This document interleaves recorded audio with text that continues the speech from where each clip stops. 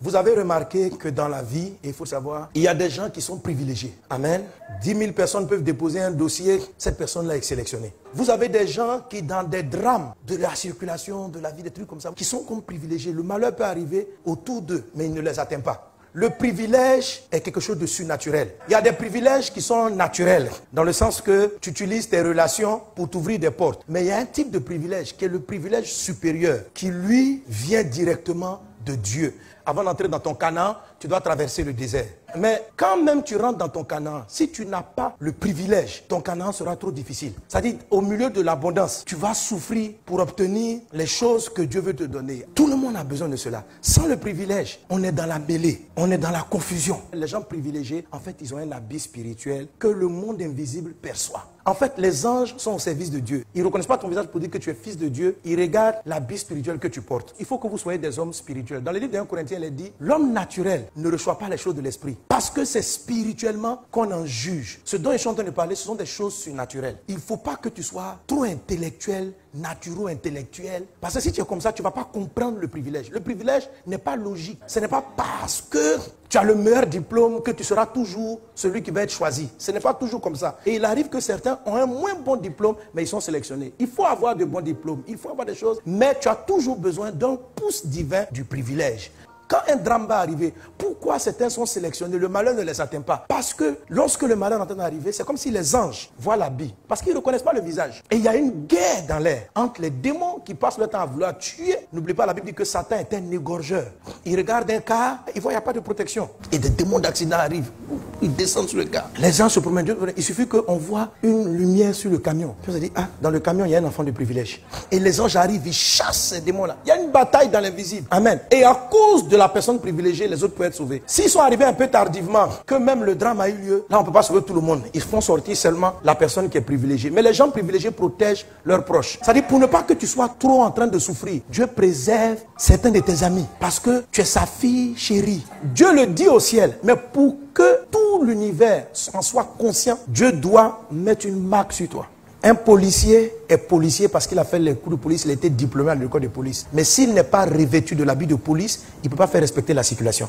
Tu as beau être chrétien, fils de Dieu, si tu ne portes pas l'habit de privilège, tu ne peux pas exercer en mode privilégié. Si tu n'as pas l'habit de privilège, ça ne va pas jouer sur ton ciel, ça ne va pas jouer sur ton salut, ça n'a rien à voir. Pour être sauvé, il faut croire en Jésus. Amen. Il faut lui donner ta vie. Amen. Ne critique pas et n'attribue pas un privilège divin qui est manifesté sur la vie d'autrui au diable. Ça, n'oubliez jamais cela. C'est-à-dire, toi, avec ta collègue, vous êtes secrétaire et tu remarques qu'elle a une voiture que tu n'as pas, elle a une maison que tu n'as pas, elle est privilégiée. Tu ne sais pas d'où vient son privilège. Est-ce que c'est parce qu'elle a livré son corps? Ça peut être ça.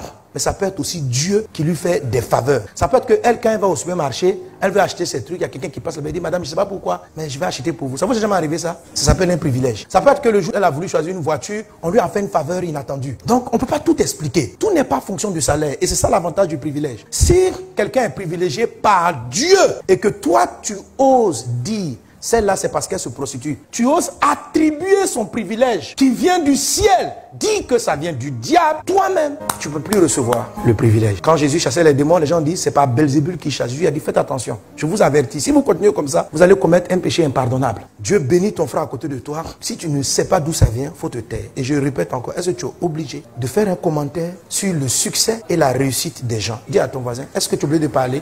Non, attends, non, en sérieux, sérieusement. Je ne comprends pas pourquoi les gens veulent tout expliquer. Tu vois quelqu'un, il a une voiture, comment il a fait? Ça là, il a eu ça comment? Et le comment, il commençait à réfléchir et commençait à soupçonner qu'on dirait la personne fait du mal. Si c'est un privilège de Dieu, que toi tu t'amuses à faire ça, tu viens de fermer le même avantage que dans ta vie. Parce que tu es en train de dire que Dieu ne peut pas privilégier quelqu'un. Donc ça veut dire que tu ne crois pas à la faveur surnaturelle. Et il te sera fait selon ta foi. Si tu ne crois pas qu'on peut avoir une belle voiture sans avoir le salaire pour acheter la voiture, ça veut dire ton salaire ne peut pas acheter la voiture. Mais Dieu peut te faire le privilège de rouler dans une voiture de multimillionnaire.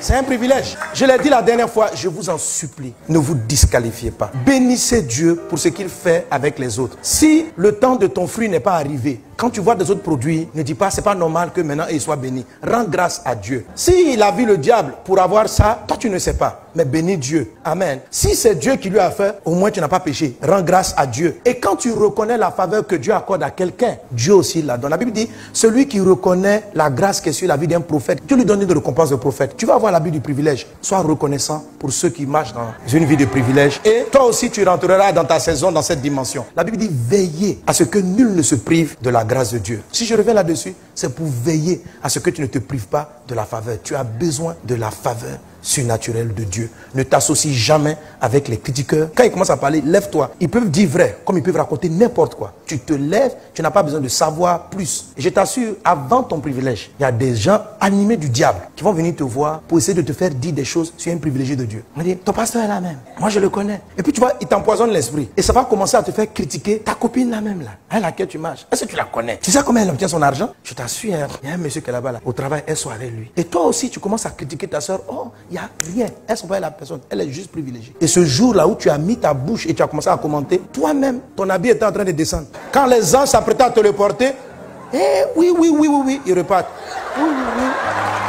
Parce que la Bible dit, l'homme naturel ne reçoit pas. Parce qu'il ne croit pas au surnaturel. Il ne croit pas en la faveur. Il ne peut pas recevoir les choses de Dieu. Il te sera fait selon ta foi. Si tu ne crois pas que quelqu'un peut vivre le privilège, Dieu va honorer ce que tu crois. Toi aussi, tu n'auras pas de privilèges. Donc si tu as fait ça, pardon, répands-toi. Et permets aux autres privilèges de venir dans ta vie. Parce que ce que je viens de prophétiser, il y a un arrivage d'un habit qui arrive pour ta saison actuelle. S'il te plaît, en ce moment-là, ne te laisse pas distraire. Vis ta vie, fais ce que tu as fait. Rends grâce à Dieu pour tout le monde. S'il te plaît, tu dois porter ton habit maintenant. Au nom de Jésus, amen.